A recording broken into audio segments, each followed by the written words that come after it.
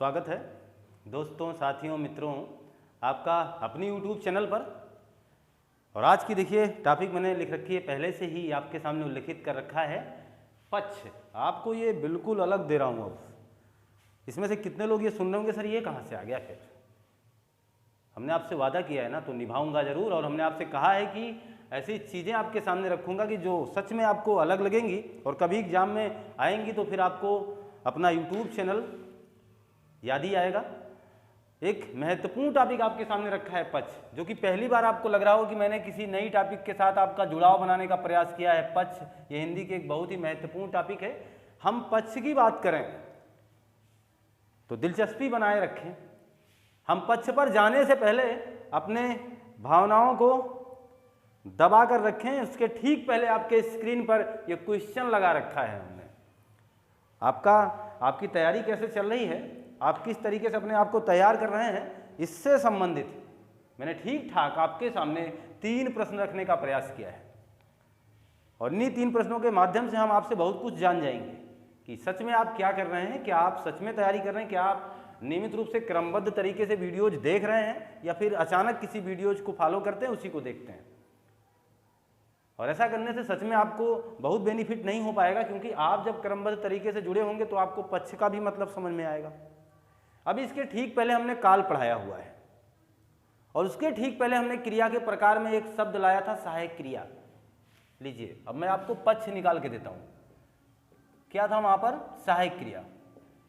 ये क्रिया के पार्ट में था। सहायक क्रिया से फिर हमने क्या कहा? काल। यानी बात यह है कि सहायक क्रिया किसी भी वाक्य के किसी भी क्रियाकलाप को किस काल में हुआ है, किस समय में हुआ है, यह दर्शाता है। तो जुड़ा ना आपके क्रिया पार्ट यानी सहायक क्रिया से काल। अब जरा ध्यान देना, कोई क्रिया किस काल अवधि में हुई है और उस क्रिया पर उसके व्यापार का क्या प्रभाव पड़ा है। लो, अब मजा आएगा। यह भी टॉपिक क्रिया से जुड़ी है, यानी कि क्रिया किसी काल अवधि में हो और उस क्रिया पर उसके व्यापार का क्या प्रभाव पड़े। व्यापार का मतलब जैसे वो क्रिया चल रही है तो किस पक्ष में है, वो किस व्यापार में है, किस तरफ है, किस तरफ दिशा निर्देशित कर रही है, यही कहानी है पक्ष। इसका मतलब यह हुआ कि हम अभी भी अपने उसी टॉपिक से जुड़े हुए हैं जिसको हमने 6 पार्टों में पढ़ा हुआ था, क्रिया पार्ट 6 पार्टों में हमने क्रिया का अध्ययन किया हुआ है। लेकिन हमने आपको आगे पार्ट बना के इसलिए नहीं दिया क्योंकि आप घबरा जाओगे कि कितने पार्ट हमें पढ़ने हैं, तो आपको आपकी निरस्ता ना आए, आपका टॉपिक से लगाव बना रहे। इसलिए मैंने उन पार्टों को हटाने का प्रयास किया और काल अलग से दिया, और अब ये पक्ष अलग से दे रहा हूं, जबकि रिलेटिव ही क्रिया से सब है, क्रिया से ही है, परिभाषा ही वहीं से है। क्रिया किसी निश्चित अवधि में उसके काल व्यापार पर क्या प्रभाव डालती है, उस बात को हम पक्ष कहते हैं। ठीक है, जैसे कोई समय में एक क्रिया क्या दिशा निर्देश कर रही है। जैसे मैं खाता हूँ, मान के चलना वर्तमान काल में हो रहा है, कोई बात नहीं, लेकिन इसमें ये पूछा जा रहा है कि ये क्रिया का कौन सा पक्ष है। पक्ष का मतलब इसका व्यापार पर यानी हमारे जीवन में क्या प्रभाव है। जैसे आपने किसी व्यक्ति से कह दिया, यार हम तो सुबह उठते हैं पानी पीते हैं, हम तो सुबह उठते हैं पानी पीते हैं, तो संबंधित व्यक्ति आपसे आज पूछा है, आपने उससे आज बताया है, लेकिन व्यापार यानी उसको क्या सिखा के आप पक्ष में चले गए। अब वो किसी व्यक्ति से दोबारा कहेगा तो कहेगा, हे यार वो सोनू रोज सुबह सुबह पानी पीते हैं। इसका मतलब वो सीख के आपसे क्या चला गया, आपने आज की बात की, वो रोज की बात समझ गया। इसी को क्रिया का सातत्य पक्ष कहते हैं, नित्य पक्ष कहते हैं। यानी ऐसे पक्ष आपके सामने आएंगे। ठीक उसके पहले हम लोग अपने इन प्रश्नों का जवाब दे लें, फिर हम उस प्रक्रिया को आपके सामने रखने का प्रयास करते हैं। उसका जूता काटता है, पेड़ से डाली टूट गई, सोहन घर में बैठा है, साइकिल टूट गई, ऐसा करके विकल्प आ गया है आपके सामने। और आपके एग्जामिनर महोदय ने ये कहा है कि आप जरा अपने बच्चों से पूछकर बताइए, जिन बच्चों पर आप इतना नाज कर रहे हैं, जिन्हें लग रहा है कि आप बहुत अच्छे ढंग से तैयार कर पा रहे हैं, उन बच्चों से आप हमें पूछ के बताइए कि इन चारों विकल्पों में सकर्मक क्रिया कहाँ है। इन चारों विकल्पों में सकर्मक कहाँ है, ये बात पूछना है आपसे, आप इसे बताएं। और ये जो विकल्प 4 रखा है हमने, इसमें पूछा जाना है आपसे, अलग तरीके की बात ही है यहाँ पर। और यहाँ पूछना है हमें आपसे रीतिवाचक क्रिया कहाँ है, रीतिवाचक क्रिया कहाँ है। ये 4 विकल्प तो आपके सामने हैं, यहाँ भी 4 विकल्प हैं, यह भी हमने आपको पिछले वीडियो में बता रखा है। वह खेल रही है दिए गए वाक्य में कौन सा वर्तमान है। एक लिखा है सामान्य, एक लिखा है सातत्य, एक लिखा है संभाव्य, एक लिखा है संदिग्ध, है ना। ये 4 विकल्प आपके सामने हैं। तो मैं मान के चलूँ आप इसे टिक जरूर कर रहे होंगे, बहुत लंबा समय भी आप लेने वाले नहीं हो। अगर आप लगातार तैयारी से जुड़े हुए हैं तो रीतिवाचक कौन है फट से बता दोगे। अब तक इसमें कहाँ सकर्मक है अब तक बता चुके होंगे। वह खेल रही है, मान के चले यहाँ ब्रेक लग गया होगा, मुझे पता है, क्योंकि हमने आपको बताया हुआ है वर्तमान के प्रकार 5 बताए हुए हैं। एक बताया था सामान्य वर्तमान, एक बताया था अपूर्ण वर्तमान, एक बताया था संदिग्ध, और एक बताया था संभाव्य, और एक बताया था आज्ञार्थ वर्तमान। ये इतना तो बताया था। और हमने कहा था इनको क्रमबद्ध तरीके से याद रखिएगा, जिससे आसानी से भूलें ना। यानी सामान्य, अपूर्ण, तब संदिग्ध, तब संभाव्य, तब आज्ञार्थ, है ना। लेकिन इसमें फिर तो सातत्य विकल्प में पड़ा हुआ है, समस्या यहाँ भी घेर रखेगी। तो पहले क्यों ना मैं इसी प्रश्न को ही हल कर दूं जहाँ आपको दिक्कत हो रही है। सातत्य वर्तमान लिखा है हमने, और जो सातत्य वर्तमान है उसी को यही इतना कहना चाहता था, इसी को अपूर्ण वर्तमान कहते हैं, बस। और अब आप टिक कर ले जाएंगे बड़े आराम से कि जो सातत्य वर्तमान है, जिसे हम लोगों ने सातत्य वर्तमान माना है, हम उसे क्या कह देंगे, अपूर्ण वर्तमान कह देंगे। कोई दिक्कत। तो अब बड़े आराम से देखिए, वह खेल रही है, रहा है, रही है, अपूर्ण वर्तमान में आएगा।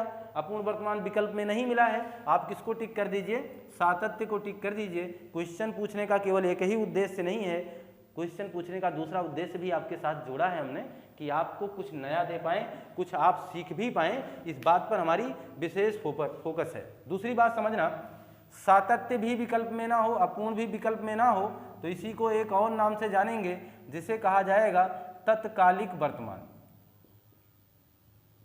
कई प्रैक्टिस सेट वालों ने कुछ इस तरीके से माहौल बना दिया है, तमाम प्रकार के राइटरों ने ये काम किया है। तो आप बने रहें, हर चीज़ से तैयार रहें, ऐसा ना हो कि आप एग्जाम में बैठें और कुछ महत्वपूर्ण पहलू आपसे छूट जाए। तो अपूर्ण वर्तमान के कितने नाम हो गए, 3 नाम हो गए। अपूर्ण खुद तो स्वयं है, सातत्य भी उसी का नाम है, तत्कालिक वर्तमान भी उसी का नाम है। अतः ये विकल्प में से कहीं मिलेंगे तो रहा है रही वाला विकल्प वहीं चिन्हित हो जाएगा। स्पष्ट होगी बात। चलो ठीक है, बढ़िया कर रहे हैं आप। अब देखना, यहाँ अगर हम बात करते हैं कौन सकर्मक है, तो आपको पता है, आप पहला दिमाग वही लगा तो क्या क्या लगा लें, है ना। तो लगा लीजिए, क्या क्या काटता है, क्या काटता है, तो उत्तर आएगा जूता। मैंने कहा था तुरंत उत्तर मत दीजिएगा, कर्ता भी निकालिएगा उस वाक्य से। अब कह दो कौन काटता है, कौन काटता है, तब भी उत्तर आएगा जूता, है ना। अब प्राथमिकता किसको मिलेगी इतना ही बताओ। जब कोई क्या और कौन दोनों का उत्तर हो जाएगा तो प्राथमिकता किसे देने को कहा था हमने, कौन को। इसका मतलब जूता को कर्ता मान लेना चाहिए, जूता को कर्ता मान लेना चाहिए। जब जूता कर्ता हो जाएगा तब ये कर्म थोड़ो रहेगा, इसका मतलब यह वाक्य फिर क्या बन जाएगा, अकर्मक। ठीक है, ये वाक्य क्या बन जाएगा, अकर्मक। पेड़ से डाली टूट गई, आप कहोगे क्या टूट गई, तो उत्तर आएगा डाली टूट गई। फिर आप कहोगे कौन टूट गया, तो उत्तर फिर आएगा डाली टूट गया, है ना। यानी क्या और कौन दोनों का उत्तर डाली डाली है। तो किसको प्राथमिकता, कौन को। इसका मतलब कौन किसका, यानी डाली किसका काम करेगी, अब कर्ता का। तो कर्म तो है ही नहीं, अतः यह भी वाक्य क्या माना जाएगा, फिर अकर्मक माना जाएगा। सोहन घर में बैठा है, क्या बैठा है, सोहन। कौन बैठा है, सोहन। इसका मतलब सोहन करता है कि नहीं।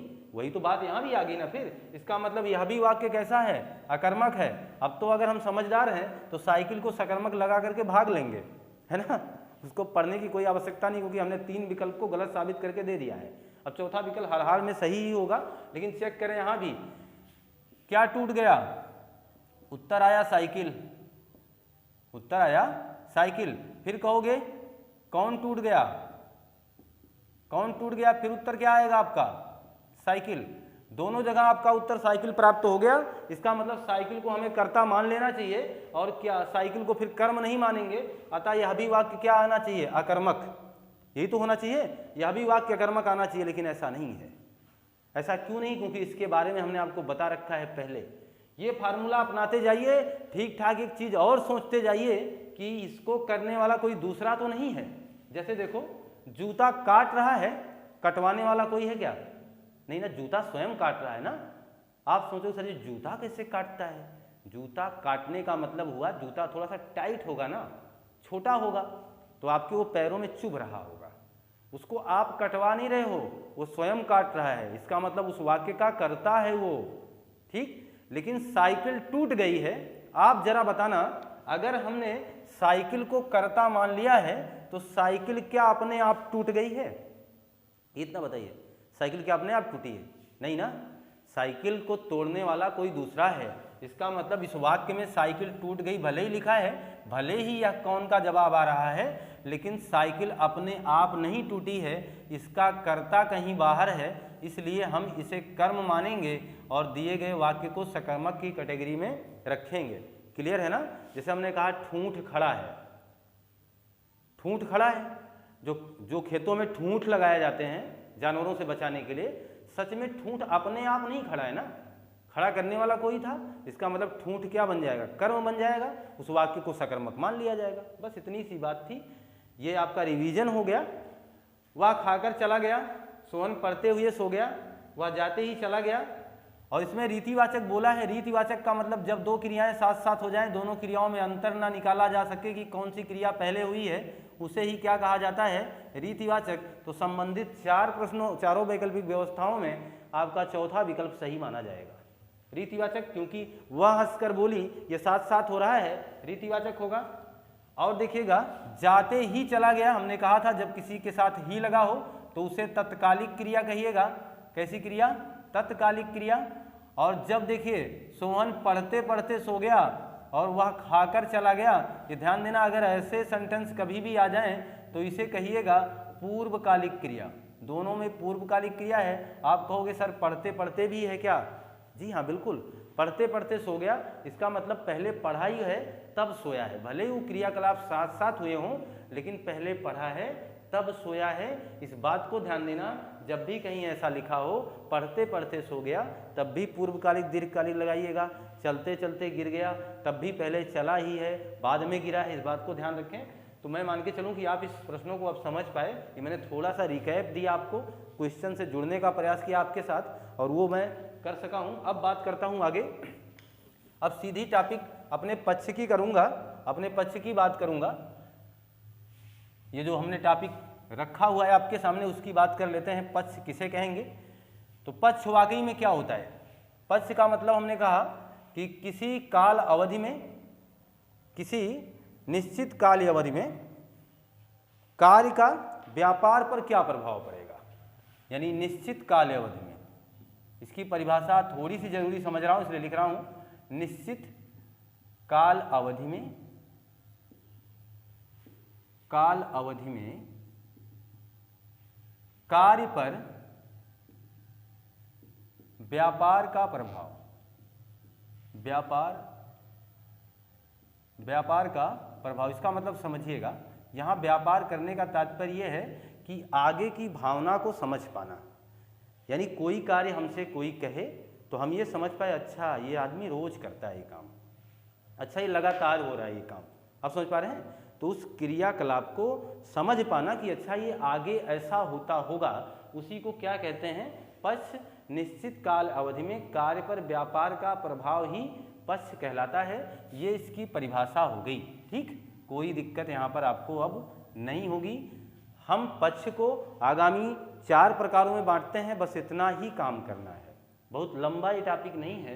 पक्ष के 4 प्रकार हैं और उसमें से पहला है नित्य पक्ष। नित्य पक्ष, ये जो नित्य पक्ष हमने लिखा है, नित्य पक्ष का मतलब क्रिया का वह पक्ष जो किसी कार्य को ये बताए कि ये कार्य लगातार होता है, लगातार होता है। ये बात आप ध्यान दें, यानी क्रिया का वह पक्ष जो बताए कि क्रिया ये बार बार होती है, लगातार। बार बार का मतलब अलग, और कंटिन्यू का मतलब लगातार। लगातार होने वाला सातत्य होगा, बार बार होने का मतलब ये होता है कि आज भी हुआ, कल भी हुआ, ये बात समझना। नित्य पक्ष का मतलब इसे कह सकते हैं आवृत्ति मूलक पक्ष। कोई भी विकल्प में आएगा तो आप उसे समझिएगा, आवृत्ति मूलक पक्ष। इसको कहेंगे बार बार होना। बस छोटा सा मैं लिख रहा हूं जिससे आप समझ पाए। बार बार होना यानी जिस क्रिया से ये पता चले कि यह क्रिया बार बार होती है वो क्रिया का नित्य पक्ष होगी, आवृत्ति मूलक पक्ष कहलाएगी। आप जरा एग्जाम्पल समझें। जैसे हमने लिखा वह पढ़ता है, वह पढ़ता है, और हमने कहा सीमा स्कूल जाती है, सीमा स्कूल जाती है। वह पढ़ता है और सीमा स्कूल जाती है। आप इस बात से क्या समझ पाए हैं? समझ ये पाए हैं? अगर मैंने कह दिया वह पढ़ता है तो इससे आप समझ पाए कि वो आगामी प्रतिदिन पढ़ता होगा ना, बार बार ये काम करता होगा ना। यही तो हुआ भाई। लगातार ना करे वो अलग बात है भाई, कोई लगातार थोड़ो पढ़ेगा, लगातार कोई थोड़ो सोएगा, लेकिन हाँ वो प्रत्येक दिन ऐसा करता है कि नहीं करता है, बार बार ऐसा करता है कि नहीं करता। अगर आपने कह दिया कि बच्चा शरारत करता है, इसका मतलब साफ है कि बच्चा बार बार शरारत करता होगा, है ना। इसीलिए इसको कहा गया नित्य पक्ष, आवृत्ति पक्ष, बार बार होने वाला। सीमा स्कूल जाती है तो क्या एक दिन जाती है ना? ऐसा नहीं है ना। इसका मतलब सीमा बार बार जाती होगी, है ना। आप हमसे जुड़ते हैं, इसका मतलब ये हुआ कि ऐसा नहीं कि हमेशा लगातार जुड़े रहते हैं। हाँ, लेकिन आज जुड़े हैं, कल फिर जुड़ेंगे, परसों फिर जुड़ेंगे। इसका मतलब बार बार आप ये काम करेंगे ना। इसलिए हमने इसको कहाँ रखा है? बार बार होना। नित्य पक्ष आवृत्ति का मतलब ही समझ लीजिए दोहराया जाना। आज देखा है फिर देखेंगे, आज गए हैं फिर जाएंगे, आज पढ़े हैं कल पढ़ेंगे, है ना। ऐसी चीजें तो बार बार हो रहा है। वह पढ़ता है, वह लिखता है, तुम खाते हो, तुम पीते हो, ऐसे सेंटेंस जब भी आ जाएंगे तो वह क्रिया के कौन से पक्ष कहलाएंगे? नित्य। इसका ट्रिक आप अपने दिमाग में रख सकते हैं। इसका ट्रिक होगा ता है, ती है, ते हैं। ता है, ती है और ते हैं। अगर ये कहीं आ जाएं, सामान्य वर्तमान के ये वाक्य कहीं आ जाएं, तो आप मान के चलिएगा कि वह नित्य पक्ष होगा। दूसरी बात, आपके जहन में ये बात आ सकती है, क्या सर यहाँ सामान्य वर्तमान ही रखा जाएगा? नहीं। अगर हम कह दें वह पढ़ता था, पढ़ता था, तो इसका भी मतलब ये हुआ कि वो जब भी पढ़ता था वो कंटिन्यू वो काम करता था, बार बार वो काम करता था, है ना। क्लियर? तो ये, लेकिन यहाँ पर एक कॉमन बात आपको याद रखनी है, ता जरूर होगा, और उस ता के बाद अगर था भी आ जाएगा तो भी हम उसे क्रिया का नित्य पक्ष या आवृत्ति मूलक पक्ष कहेंगे। डाउट खत्म, है ना। ये डाउट आपका समाप्त कर दिया हमने। अब इसी ट्रिक के माध्यम से आप समझिएगा, ता के बाद है आ जाए तो ही क्रिया नित्य पक्ष में है, ता के बाद था आ जाए तो भी क्रिया नित्य पक्ष में है। कोई संशय, कोई दुविधा अब आपको नहीं होगी। क्लियर है? नित्य पक्ष के बाद देखिएगा एक पक्ष दूसरा यहाँ लिख रहा हूँ, और वो है सातत्य पक्ष। सातत्य पक्ष नाम से ही स्पष्ट है कि जो लगातार हो। जैसे हम खा रहे हैं, इसका मतलब ये बता रहा है अभी ये खाता जाएगा। हम पढ़ रहे हैं, इसका मतलब ये बता रहा है अभी हम पढ़ते जाएंगे। हम पढ़ा रहे हैं, इसका मतलब बता रहा है कि अभी हम पढ़ाते जाएंगे, है कि नहीं। आप किसी व्यक्ति से कह दो कि वो दौड़ रहा है, तो इसका मतलब क्या हुआ? अभी वो दौड़ता जाएगा, है ना। वह भाग रहा है, अभी वह भागता जाएगा। यानी क्रिया इस कार्य को सुनकर के इस काल अवधि, देखो निश्चित काल अवधि में, यानी एक समय में जब ये कार्य हो रहा है तो क्रिया इससे ये जान पा रही है, अच्छा अभी ये व्यक्ति इसका व्यापार करेगा। व्यापार का मतलब इस काम को और समय तक ले जाएगा, है ना, और समय तक ये काम करेगा। बार बार करेगा तो नित्य कह दूंगा, लगातार करेगा तो हम उसे क्या कह देंगे? सातत्य कह देंगे। क्रिया का सातत्य पक्ष, यहां देखिए मैं लिख दे रहा हूं लगातार होना। लगातार होना ये क्रिया का कौन सा पक्ष कहलाएगा? सातत्य पक्ष। जब कोई क्रियाकलाप लगातार होगा, जैसे एग्जाम्पल में वह पढ़ रहा है, वह पढ़ रहा है, ठीक। ये चीज देखिए, सोहन दौड़ रहा है, सोहन दौड़ रहा है। इसका मतलब यहां भी हम लोग अब ट्रिक बना सकते हैं। पढ़ रहा है इसका मतलब लगातार है, सोहन दौड़ रहा है इसका मतलब यह भी क्रियाकलाप कैसे हो रहा होगा? लगातार हो रहा होगा। अब आप क्या करने वाले हो? यहां से भी एक ट्रिक की स्थापना करिए, एक ट्रिक अपने दिमाग में सहेजिए। ट्रिक क्या? रहा है, रहा है, ये मैं इसलिए कर दे रहा हूं इससे आप समझें, रहा है, रही है, रहे हैं सब। और अगर रहा था लिखा है तब भी बात वही मानी जाएगी, रहा था, रहे थे आदि। ठीक है, ऐसा मिल जाएगा तो उसे आप कहिएगा कि क्रिया का ये सातत्य पक्ष है। तीसरी महत्वपूर्ण बात अब हम कर लेते हैं, तीसरा है पूर्ण पक्ष। पूर्ण पक्ष, पूर्ण पक्ष का मतलब जब ये पता चल जाए कि क्रिया अब नहीं है, अब समाप्त है, रुक गया, यहाँ से अब कुछ नहीं है, कुछ नहीं जान मिलेगा। जैसे मैंने कह लिया मैंने खा लिया, तो ये पता चल रहा है कि अभी आदमी कुछ नहीं करेगा, खा लिया है ये, है ना, वो चीज़। यानी क्रिया का लगातार होना। यहाँ देखिए क्रिया का क्या हो जाएगा, पूरा होना। क्रिया का क्या हो जाएगा, पूरा होना। जैसे मैंने खा लिया, मैंने खा लिया, अभी वाक्य कैसा नहीं कह रहा कि अभी और ये खाएगा। मैंने खा लिया मतलब काम पूरा है ना। आपने पढ़ लिया, आपने पढ़ लिया। अब ध्यान देना, जो भी आप पढ़े हैं, भूतकाल का जो भी पूर्ण पक्ष पढ़ा है आपने, वर्तमान काल में तो पूर्ण हमने कुछ दिया ही नहीं था आपको, अपूर्ण था वहाँ पर। लेकिन आपने जो भूतकाल का पूर्ण पढ़ा है ना, वह चला गया था, वह चला गया था। आप खेल चुके थे, है ना, वो भी कहाँ आएगा, इसी पूर्ण पक्ष में आएगा। क्रिया के पूर्ण पक्ष में मैंने खा लिया, आपने पढ़ लिया, वह चला गया, ये सारा का सारा मामला कहाँ आएगा, इसी पूर्ण पक्ष में आएगा। इस बात को ध्यान देना, आपने पढ़ लिया, वह चला गया, वह चला गया। क्रिया का कौन सा पक्ष होगा, पूर्ण पक्ष होगा, कोई डाउट यहाँ पर नहीं। यानी अगर हम बात करें, यहाँ ट्रिक का इस्तेमाल करें, तो आप इतना ध्यान देना, पूर्ण भूतकाल, पूर्ण भूतकाल का जो भी उदाहरण है सभी ही आ जाएगा। पूर्ण भूतकाल का उदाहरण यहाँ आ जाएगा, आसन्न भूतकाल का उदाहरण यहाँ आ जाएगा, है ना। आपका आप मान के चलें सामान्य भूतकाल का उदाहरण यहाँ आ जाएगा, है ना, क्योंकि भूतकाल का मतलब ही पूरा है। तो क्यों ना हम लिख दें भूतकाल, केवल उसमें ध्यान इतना दीजिएगा, ये वाला सेंटेंस हटा लीजिएगा बस। यानी रहा था जिसे आपने अपूर्ण भूत माना है, अपूर्ण भूत को इस कैटेगरी से हटा देना, बाकी सबका सब सारा भूत पूर्ण पक्ष में ही तो आएगा। सारा भूत, जितने भी भूत पढ़े हैं सबके सब पूर्ण पक्ष में आएंगे कि नहीं आएंगे, क्योंकि वो सब पूरे हो चुके हैं, वो सारा काम, सारा क्रियाकलाप पूरा हो चुका है। रहा था केवल हटाइएगा, वह भी पूरा हो चुका है, ऐसी बात नहीं है। लेकिन हटाना क्यों है, हटाना इसलिए क्योंकि वह क्रिया के सातत्य पक्ष का ज्ञान कराता है, अतः हम उसे सातत्य पक्ष में लेकर चले आएंगे। यहाँ तक कोई संशय, कोई दुविधा नहीं ना, क्लियर है बात। अब जरा ध्यान दें, पूर्ण पक्ष के बाद एक चौथा पक्ष आपका इसका है स्थेयात्मक पक्ष। स्थेयात्मक पक्ष, स्थेयात्मक पक्ष का मतलब क्या है, जब कोई क्रियाकलाप किसी चीज की स्थान यानी स्थिति की बात होने लगे। स्थिति का मतलब समझिएगा, स्थिति ये जैसे कोई वस्तु कहाँ है, क्रिया किस स्थान पर है, क्रिया कहाँ है, ये मान के चलें, क्रिया कहाँ है, इसका ज्ञान हो पाए। जैसे किताब मेज पर है, किताब मेज पर है, ये देखिए किताब मेज पर है, स्थिति बता रहा हूं ना। अब जरा ध्यान दें, बिल्ली बैठी है, बिल्ली बैठी है, तो क्या हमने इसकी स्थिति बताई है क्या, नहीं ना।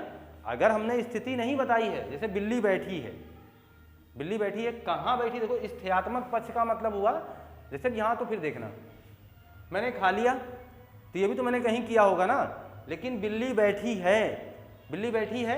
और अगर हमने कह दिया, तो आप इस बात को हमेशा ध्यान देना, बिल्ली मेज पर बैठी है तभी स्थेयात्मक होगा, बिल्ली मेज पर बैठी है तब स्थेयात्मक होगा, क्योंकि उसकी स्थिति सामने आनी चाहिए, नहीं तो नहीं होगा फिर, है ना। बिल्ली बैठी है, ये वाकई में एक क्रियाकलाप है, कहाँ चला आएगा, यहाँ ले आइए, देखिए बैठी है यानी पूर्ण पक्ष है, बिल्ली बैठी है पूर्ण पक्ष है, स्पष्ट है बात ना। यहाँ तक कोई समस्या अब आपको नहीं, तो ध्यान देना, बिल्ली बैठी है पूर्ण पक्ष है, किताब मेज पर है पूर्ण पक्ष है। और अगर हम कह दें कि आप ईमानदार हैं, यह भी किसी क्रिया का क्या है, पूर्ण पक्ष है। इसमें क्या ट्रिक मिला आपको, ट्रिक ये मिल गया आपको क्या, कि यहाँ पर कोई वास्तविक क्रिया नहीं आएगी। वास्तविक का मतलब सहायक क्रिया से ही वाक्य का संपादन हो जाएगा, यहाँ पर देखो कोई क्रिया ऐसा नहीं, पढ़ना, चलना, दौड़ना, भागना, यहाँ कहीं आया है क्या? नहीं आया है। और अगर आएगा भी तो स्थान बताएगा, मेज, ये वो कुर्सी, तो ये स्थिति वाली है। तो इसमें ध्यान देना, ट्रिक यही रहेगा कि किसी भी संज्ञा सर्वनाम की जो भी है उसकी स्थिति जिस पर वो बैठेगा वही हो जाएगा। क्लियर है बात? तो मान के चलो ये टॉपिक आपको समझ में आई गई होगी। अब बहुत बड़ी टॉपिक नहीं थी, एक नई नवीन प्रक्रिया थी जो मैंने आपके साथ जोड़ दिया है। और ये जोड़ने का हमारा मतलब था, हमारा उद्देश्य था कि आप इसको बेहतर ढंग से समझ पाए। इसी आशा विश्वास के साथ, इसी शुभकामनाओं के साथ अब मैं आपसे विदा लेता हूँ। मिलता हूँ आपसे नई कक्षा में। आपका दिन शुभ हो। आपको बहुत बहुत धन्यवाद।